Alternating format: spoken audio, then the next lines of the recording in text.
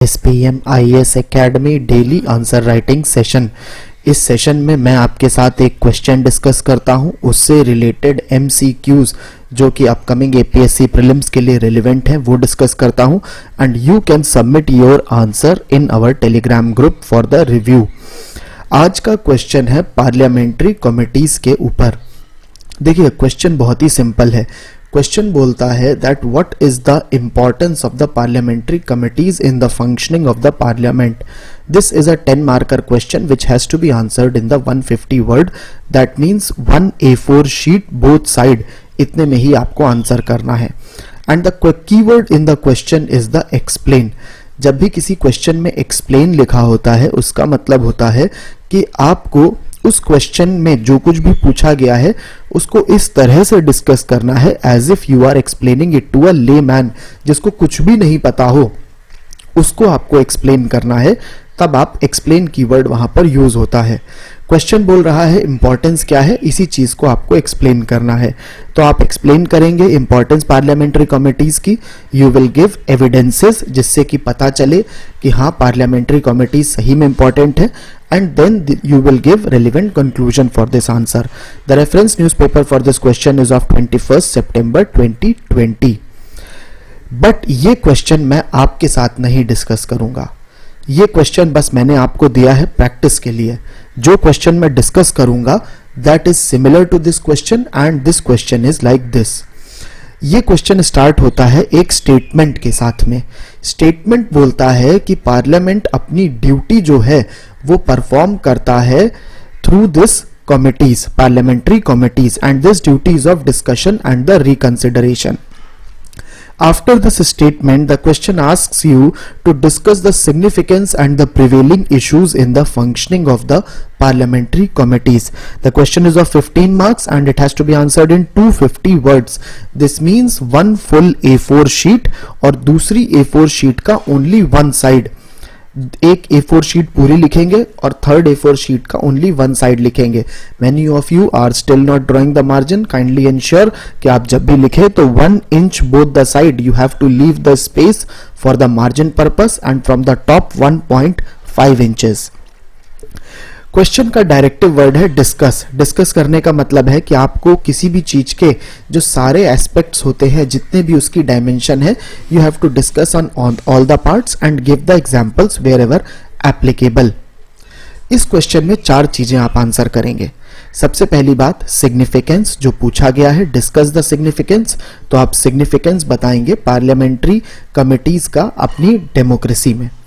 दूसरी बात पूछी गई है कि इश्यूज क्या हैं, तो आप बताएंगे इश्यूज क्या है। थर्ड चीज जो आपसे पूछा नहीं गया है पर फिर भी आप बताएंगे, that is a way forward. देखिए क्वेश्चन ने इश्यूज पूछे हैं लेकिन उन इश्यूज का सॉल्यूशन नहीं पूछा है।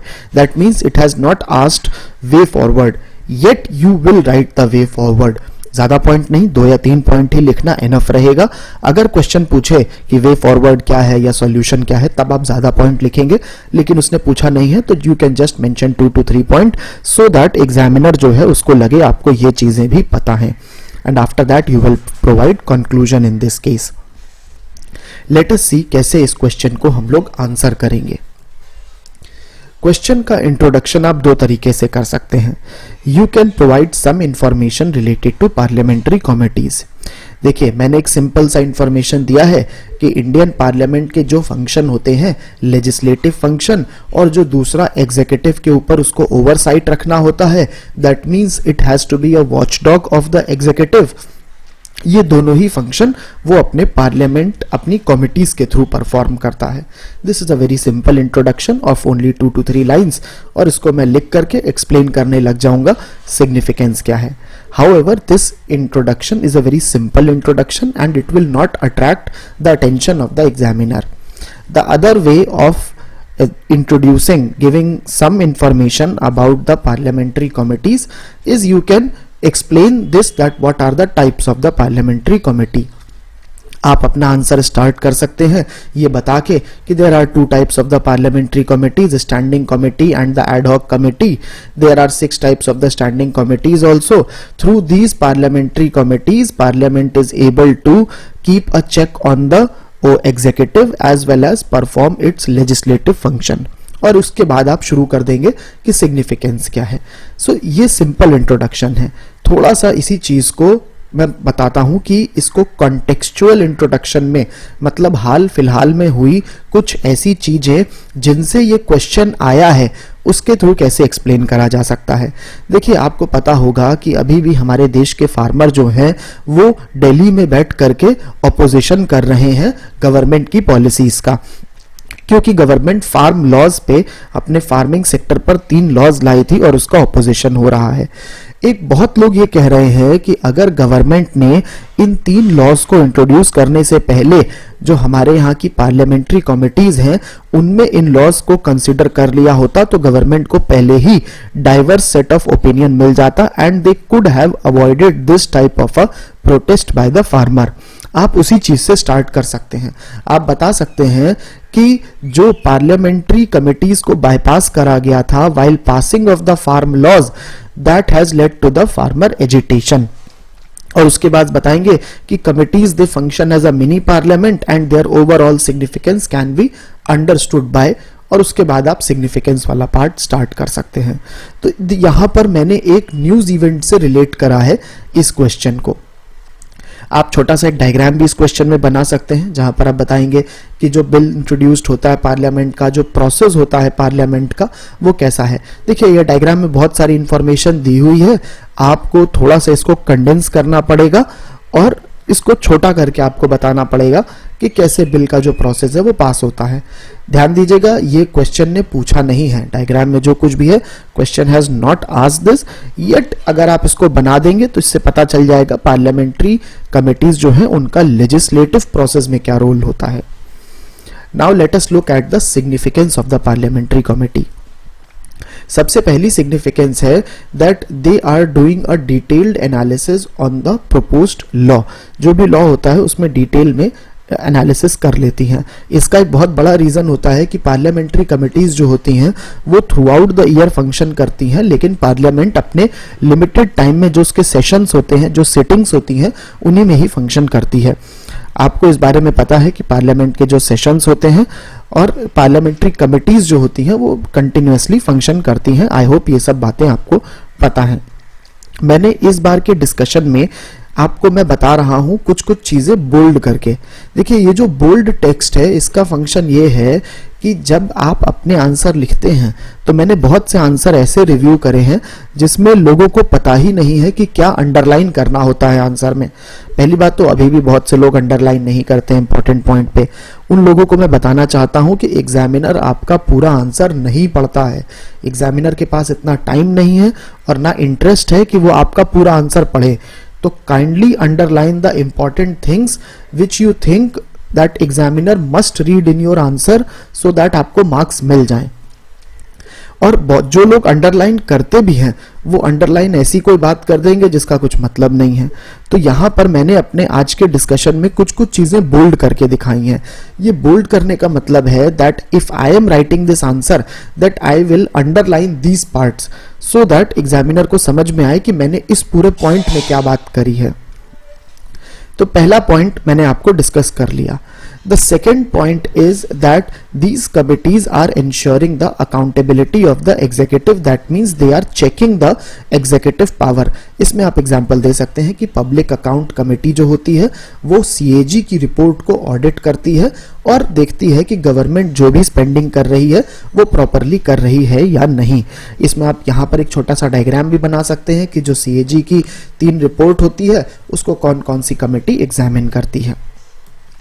Next significance of the parliamentary committees is that because इनका साइज छोटा होता है, इसमें पार्लियामेंटेरियंस होते हैं कम होते हैं इस कमेटी में, एज अ रिजल्ट इनके डिस्कशन भी बेटर होते हैं।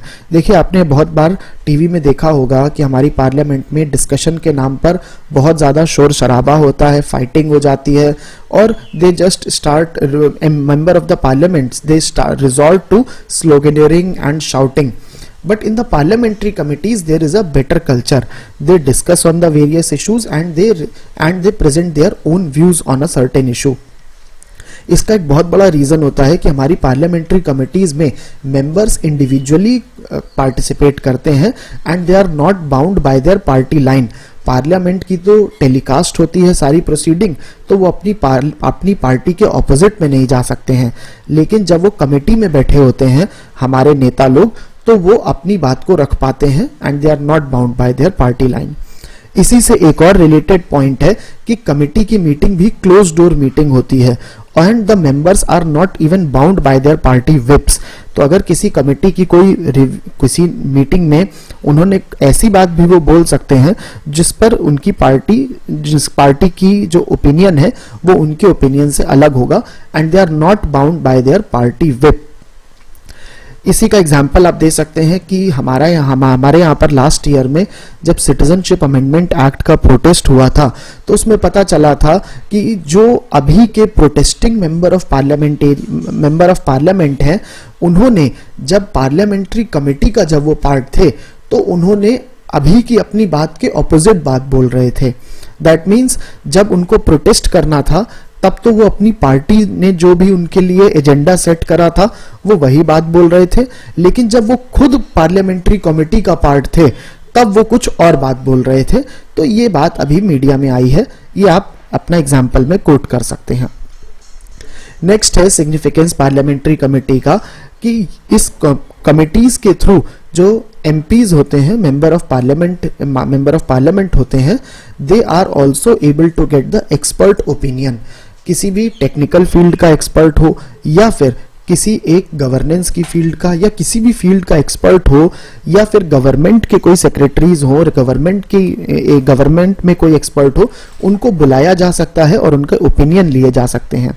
इसका आप एग्जांपल देंगे कि अभी जो एमपी शशि थरूर हैं, who is heading the parliamentary committee on the information technology, he has summoned the Facebook official to explain their policy on blocking the hate speech.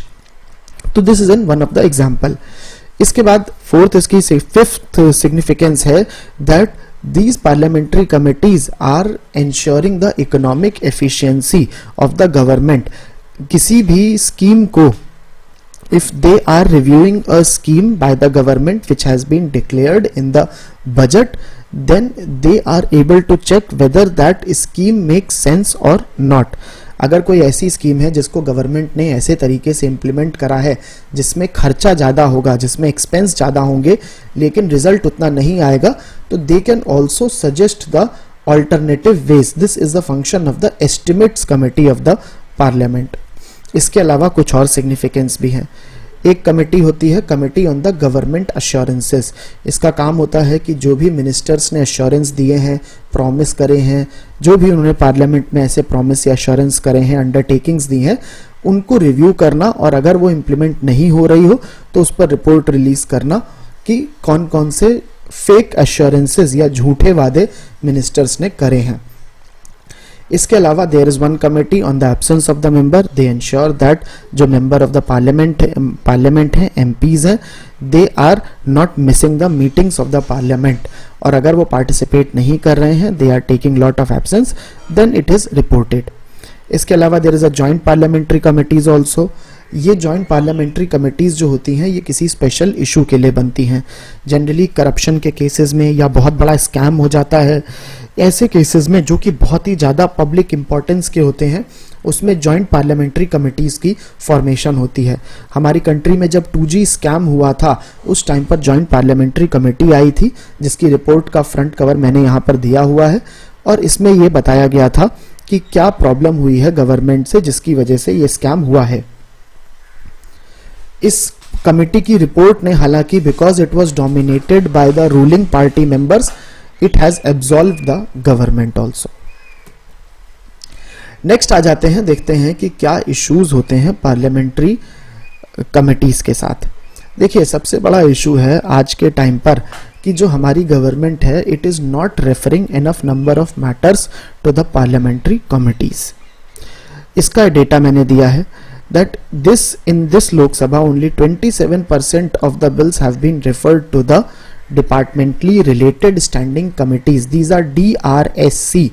This is one type of a standing committee जिनको आप अगर आप ऊपर diagram में देखेंगे जहां पर मैंने different types of the committees बताया है. So these are departmental standing committees, also called as departmentally related standing committees. तो बहुत कम number of matters are getting referred to the parliamentary committees. Similarly joint committees जो होती है उनको भी बहुत कम number of matter refer हो रहे हैं. तो हमारे देश के जो MPs हैं they are not able to express their opinion and this is a loss of a democracy. The second issue with the parliamentary committees is that जो major important matter होते हैं, matters of the great public importance, they are also not getting referred. इसका example है article 370 का, जब revoke करा था सरकार ने तब उसको रेफर नहीं करा गया था. फार्म लॉज जो थे तब रेफर नहीं करा गया था. तो बहुत सारे ऐसे मैटर हैं जो कि रेफर करे ही नहीं जा रहे हैं और जो हमारे देश की गवर्नमेंट है वो डायरेक्टली उस पर एक्ट बना करके उसको पास कर दे रही है. इसके अलावा एक बड़ी प्रॉब्लम है कि there is an ongoing politicisation of the committees instead of the actual work. इसको आप समझ सकते हैं, हमारे देश में एक इशू चला था अभी 2 महीने पहले, Rahul Gandhi participation in the defence committee. देखिए जब इंडिया और चाइना का लद्दाख में स्टैंड ऑफ स्टार्ट हुआ तो उस टाइम पर राहुल गांधी ने गवर्नमेंट का क्रिटिसिज्म करा. तो बहुत से लोगों ने बोला कि राहुल गांधी ने तो खुद ही डिफेंस कमेटी की मीटिंग नहीं अटेंड करी. इसके बाद क्या हुआ कि राहुल गांधी ने अटेंड करी और किसी इशू पर वो वॉकआउट हुआ तो उस पर भी पॉलिटिसाइजेशन हुआ. तो देखिए कैसे उस कमेटी को, जिसको एक काम करना था प्रॉपर, उसको बिल्कुल पॉलिटिकल अरीना बना दिया गया और इंस्टेड ऑफ एक्चुअल वर्क वहां पर भी पार्लियामेंट के जैसा ही पॉलिटिक्स होने लग गई. This is not right because parliamentary committees are suppose to actually work much more than the parliament.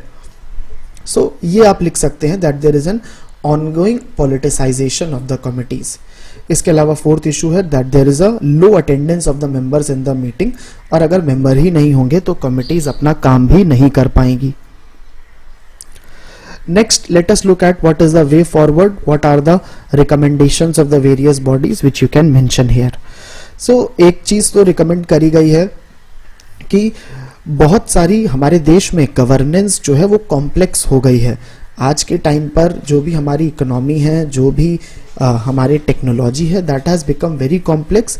तो जो हमारी ओल्ड कमिटीज़ थी उनको बहुत ज़रूरी है उनको ख़त्म करा जाए और नई कमिटीज़ को सेटअप करा जाए. एक इम्पॉर्टेंट एजेंडा है कि कॉन्स्टिट्यूशनल अमेंडमेंट के लिए भी एक कमेटी बननी चाहिए, क्योंकि हमारे देश की अभी प्रेजेंट सरकार बहुत सारे कॉन्स्टिट्यूशनल अमेंडमेंट कर रही है and they are not being referred to any committees. So it's important to set up a new committee for the constitutional amendment. इसके अलावा national commission to review the working of the constitution, इसने भी recommend यही करा था कि वो departmental standing committees जिनका काम खत्म हो गया है उनको रिप्लेस कर दिया जाना चाहिए न्यू वन से. तो आप इसका रेफरेंस दे करके ऊपर की बात अपनी बोल सकते हैं कि हमारे देश में बहुत कॉम्प्लेक्सिटी है गवर्नेंस की, इसलिए नई कमिटीज का भी बनना जरूरी है.